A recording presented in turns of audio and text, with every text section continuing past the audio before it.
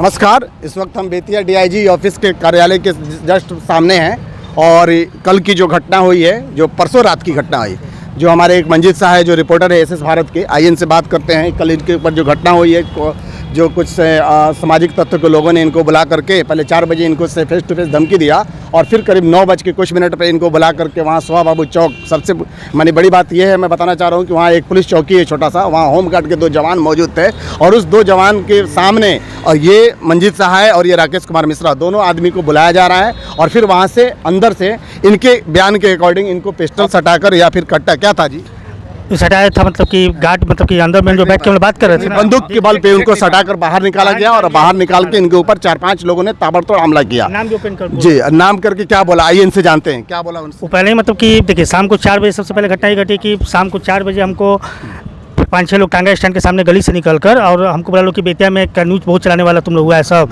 News चलाना बंद करो तो कुट्टी कुट्टी तुम पीस जो अवैध वसूली के जो मीना बाजार जिसमें गरिमा देवी सिकारिया जो अपनी है जो चेयरमैन जो महापौर, उन्होंने जो आदेश दिया था कि FIR कर इस पर त्वरित कार्रवाई किया जाए, उसी के अकॉर्डिंग इन्होंने खबर चलाया था, उस खबर के विपरीत ये काम हुआ है। तो जी जी बिल्कुल, उसके बाद से वो लोग मतलब बोला कि खबर चलाओगे या कहीं दिखाई दे दोगे तो पुट्टी काट दिया जाएगा।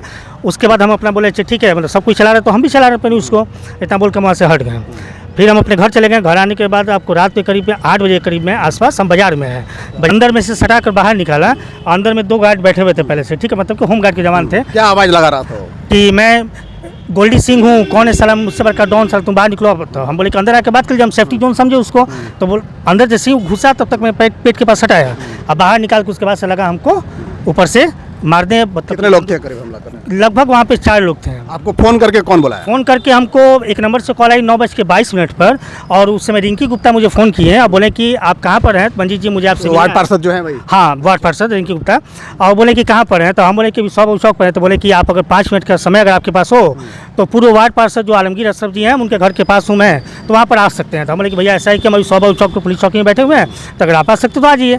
जैसे ही उनका फ़ोन कट हुआ है और उसके समझिए कि मतलब कि 1 मिनट के बाद इसी समझ सकते हैं कि ये आदमी जो मंजीत शाह है जिनके ऊपर हमला हुआ, ये राकेश मिश्रा भी थे साथ में, ये लोग हमला देख करके यहाँ से चले गए परिवार वालों को सूचना देने के लिए, ऐसे ही ना? हाँ, ऐसे ही हुआ है। अगर हम लोग न्यूज़ कवरेज करके आ रहे थे और आने के बाद वो सब कुछ उसके गुर्गे ने ऐसा उनको ले गया बाहर, जब देखे कि मूवमेंट ऐसा खराब हुआ तो वहाँ से हमको भागना पड़ा, हटना पड़ा वहाँ से।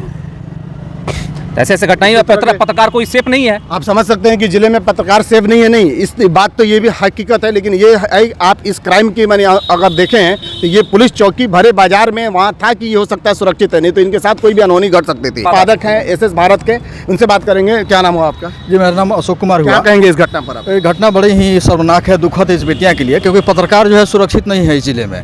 कहीं ना कहीं से आए दिन कुछ ना कुछ घटना होते रहती है, धमकी मिलता रहता है, लेकिन धमकी 4 बजे जो मिला था उसको अंजाम दिया गया लगभग 9:30 बजे करीब में, 9:20 के 22 के करीब में। तो कहीं ना कहीं से यहाँ कुछ लोग जो हैं अपना धौंस दिखा के जो है पत्रकार को डराना की आवाज़ बंद कराना चाहते हैं। मामले में आपको बता दूं कि FIR हो चुकी है।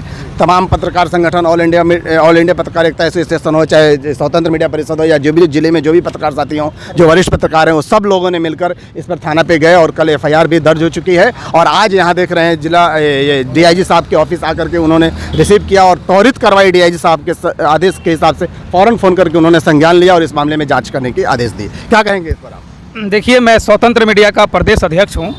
जैसा कि सूचना हमको मंजीत शाह, इधर आइए, मंजीत शाह ने जी दिया। सबसे बड़ी बात यह है कि देखिए इस समय ये जो FIR दर्ज हुआ है, और कैमरामैन जी से FIR को दिखाइए, जिसमें नगर थाना के द्वारा एक कमी किया गया है कि इसमें जो एक्ट नहीं लगाया गया है। जब से हमारा पीड़ित जो है मंजीत शाह पत्रकार मेरा, उसने कहा कि कट्टा लगाकर, मैंने जो भी हथियार था लगाकर, और मुझे खींच कर बाहर लाया गया, जहाँ से ये डर के भागे और उनके घर वालों को जाके इन्होंने सूचना। इस चीज़ का तो आपको भी इल्म नहीं था, लेकिन DIG साहब ने फौरन फोन करके बिल्कुल नहीं, हमको जानकारी में था। जब DIG साहब के पास हम बैठे हैं तो वरीय अधिकारी हैं, उनको खुद दिख रहा है, मुझे दिखा है कि इसमें आर्म्स एक्ट नहीं है, और सर ने भी इस पर थाना अध्यक्ष और SP साहब को बोला है कि इसमें CC फुटेज निकाला जाए, किसमें गलती है, नहीं किसमें गलती है, हमारे पीड़ित में गलती है या रिंकी गुप्ता पूर्व वार्ड पार्षद हैं, या जो गोल्डी सिंह है जो इनको मारा है। 3-4 अज्ञात में थे।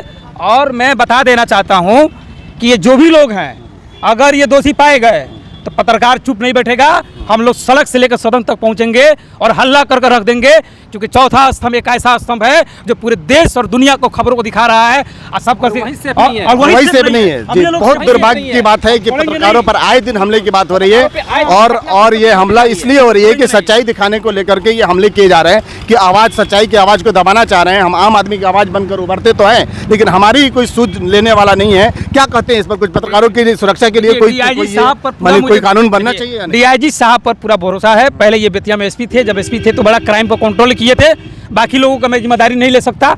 जयकांत जी पर बड़ा यकीन है सर पर, सर के द्वारा क्विक एक्शन लिया गया, उन्होंने आदेश कर दिया सीसी कैमरा का फुटेज। पत्रकारों की सुरक्षा के लिए क्या मांग करते हैं? भारत सरकार से मेरा यही आग्रह है कि लोकसभा चुनाव के बाद चौथा स्तंभ के लिए एक स्पेशल कानून बनाया जाए कि झूठा केस जो पत्रकारों पर हो रहा है और उनके पास ना देखिए, हम पत्रकारों के पास ना हथियार है ना बॉडीगार्ड है, तो हम लोग कैसे सेफ हैं? जब एक पत्रकार रोड से जीरो को हीरो बनाता है, वही नेता को कोई नहीं जानता है, और आज उन्हीं लोगों को हम हीरो बना देते हैं, तो हम पत्रकारों को कोई चाहिए? देख सकते हैं खुद पत्रकार सहमे हुए हैं। क्या आपको लग रहा है आगे भी खतरा हो सकता है? जी, हमको तो वहाँ पे उसके बाद भी धमकी मिला हुआ है कि शहर में कहीं दिखाई दोगे तो मारे जाओगे या कहीं भी तुमको मार दिया जाएगा। उम्मीद करते हैं वरीय अधिकारी जितने भी हैं और हमारे सूबे के जो मुखिया हैं, मुख्यमंत्री हैं, वो भी कुछ कानून बनाने की कोशिश करेंगे जो पत्रकारिता की सुरक्षित रहे। धन्यवाद।